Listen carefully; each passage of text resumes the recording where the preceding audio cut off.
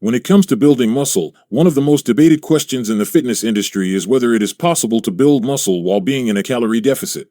At first glance, this idea seems contradictory, since you are consuming less energy than your body needs, so how could it possibly create new muscle tissue? But the human body is not that simple. It is a highly adaptive system that responds well to both internal and external signals. While a calorie surplus is typically more efficient for maximizing muscle growth, it is entirely possible to gain lean mass even when eating in a deficit, depending on several important conditions. For example, your body can get energy from internal sources like fat stores. This becomes especially relevant if you are carrying a moderate to high amount of body fat. In such cases, the body has enough stored energy to support intense training and recovery, even when dietary intake is limited. If you are training effectively and eating enough protein, your body can use the stored fat to fuel muscle-building processes. This phenomenon is commonly referred to as body recomposition. It involves loss of fat and gain of muscle at the same time. It is not only a theoretical concept, but one that has been observed consistently in both scientific research and real-life transformations. Recomposition tends to be most successful in people who are new to resistance training, those who are returning after a break, and those with higher levels of body fat. In these situations, the training stimulus is strong enough to trigger muscle growth, while the energy either comes from body fat or your body is just simply well responding to building muscle during that period. Protein intake and training quality play a huge role in determining whether body recomposition is possible. Research suggests that consuming between 0.9 and 1.1 grams of protein per pound of body weight daily is ideal for supporting muscle retention and growth during a calorie deficit. Protein not only provides the building blocks for repair, but also signals the body to preserve lean mass.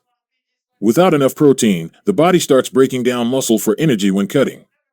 Resistance training is just as important. When eating less, workouts should remain as challenging and consistent as before, and you should still focus on things like progressive overload to ensure that the things you're doing in the gym are productive. Although for some people it might be wise to slightly reduce the amounts of sets which have been done to still recover well enough. However, as your training experience increases and your body fat levels drop, the ability to build muscle in a calorie deficit becomes less likely. Muscle protein synthesis is a highly energy-demanding process. When energy availability drops too low, the body starts to prioritize basic survival needs over muscle growth and testosterone production, for example. Hormonal changes such as lower testosterone and higher cortisol levels can reduce the efficiency of muscle building, especially during prolonged or aggressive diets. In these cases, it becomes harder to build new muscle, and the primary goal usually shifts towards maintaining the muscle you already have.